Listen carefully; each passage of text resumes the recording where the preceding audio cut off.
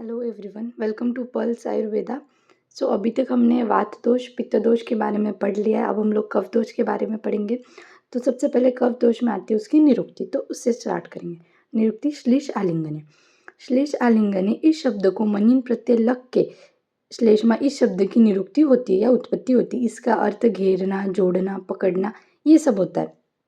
मतलब किसी हमारे बॉडी के अंदर जो भी घेरने का काम या फिर जोड़ने का काम होता है, ये सब कफ दोष के द्वारा होता है। उसके बाद में उसका स्वरूप व संगठन। अम्ब्यः पृथ्वी श्लेष्मा। शरीर में के कफ दोष में जल व पृथ्वी इन दोनों महाभूत का आधिक्य होता है। वैसे तो पंचभौतिक होते हैं, लेकिन जल और पृथ्वी का आधिक्य होता है। गुण की बात करेंगे कफ दोष की। स्निग्ध शीतो गुरुर्मंदः श्लष्ण मृष्ण स्थिरः कफः। तो सबसे पहला स्निग्ध। स्निग्ध होने की वजह से शरीर में जीज का कार्य करता है। शीत होने की शीत गुण होता है, शीत गुण कफ का होता है। गुरु, गुरु मीन्स हेवी होता है। मंद, मंद यह कफ का गुण होता है। मंद मीन्स स्लोली जो होता है, धीरे काम करना, स्लोली मंद, मतलब मंद गति, दैट लाइक दैट। श्लक्ष्ण, कफ दोष परमाणु को एक दूसरे से जोड़ने के लिए श्लक्ष्ण गुणों से युक्त होता है। श्लक्ष्ण एक परमाणु को जोड़ने का काम कराता है। मृत्न, यह गुण की वजह से शरीर में आर्द्रता होती है। स्थिर, कफ दोष यह स्थिर गुणों का होने की वजह से कफ गुण से कामना रखता है। कफ दोष के कार्य की बात करेंगे। श्लेष्मा स्थिरत्व, स्निग्धत्व, संधिबंध, समाधि भी। श्लेष्मा, तो सबसे पहले कार्य में श्लेष्मा ये शब्द कफ को डिनोट करता है। स्थिरत्व, पित्त दोष का सरगुण और वात दोष का चल गुण, इनके वजह से परमाणु के जो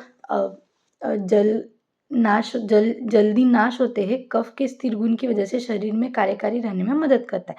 स्नेहन, फिर उसके बाद में संधिबंध, मतलब दो परमाणु को एक दूसरे से बांधे हुए रखने का कार्य कफ दोष की वजह से होता है। क्षमा, फिर मानसिक आघात सहन करने की क्षमता। उसके बाद में कफ दोष के स्थान।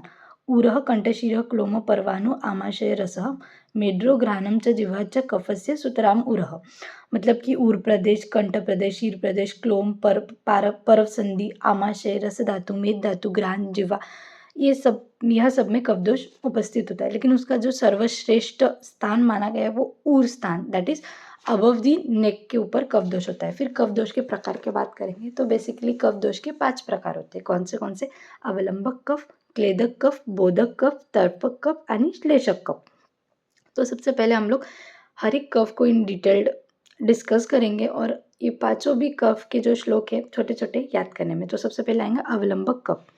उरस्थः सन्निकस्य स्ववीर्यत। स्थान, यह उर स्थान में स्थित होता है। इसका कार्य जो होता है वीर्य के त्रिक प्रदेश में हृदय और बाकी सभी कफ स्थान के अवलंबक करना, पोषण करना, इन कर्मों को कफ दोष में अवलंबक कर्म ऐसा कहते हैं। उसके बाद में हमारे पास दूसरा कफ दोष का प्रकार आता है जो कि हमारे पास क्लेदक कफ।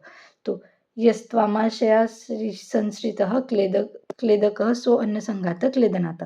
स्थान, यह आमाशय की जगह पर स्थित होता है। कार्य, क्लेदक कफ यह अन्न संघात का कार्य करता है। इसके जो क्लेदक मतलब कि मॉइस्चर, क्लेद दैट इज मॉइस्चर को डिनोट करता है ये। जो मॉइस्चर का जितना भी कार्य, मॉइस्चर की जहाँ मॉइस्चर की जरूरत पड़ती है वहाँ कफ दोष के कार्य होते हैं। तीसरा बोधक कफ। बोधको रसना स्थानी रस बोधनात्। इसका जो स्थान है ये जिह्वा, दैट इज टंग, ये इसका स्थान बताया गया और इसका जो कार्य है वो बोध कराता है, रस का बोध कराता है। उसके बाद में आहार के रस के योग्य ज्ञान कराता है, that is sensation of taste के लिए रिस्पॉन्सिबल बोधक कफ होता है, जिह्वा के स्थान पे होता है और रस ज्ञान के लिए हमें इम्पॉर्टेंट होता है। तर्पक कफ। शिरः संस्थो अक्षतर्पणातः तर्पक। शीर प्रदेश में स्थित होता है, प्रेजेंट होता है। इसका जो कार्य होता है सीरा में के जो स्नायु और स्त्रोत इनको स्नेहन व बल प्रदान करने का कार्य होता है। शीर प्रदेश दैट इज नर्वस सिस्टम को रेगुलेट करने का काम करता है in modern language you could say. Then the fifth and the last one is our श्लेषक कफ. So संधिषु स्थितः संधिशन श्लेष्मातः श्लेषक। इसका जो स्थान होता है ये सभी संधियों की जगह पे स्थित होता है।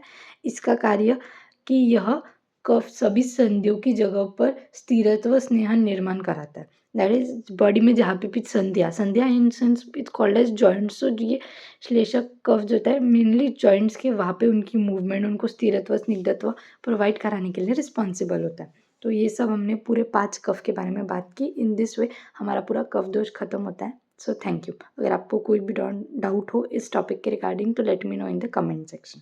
Thank you.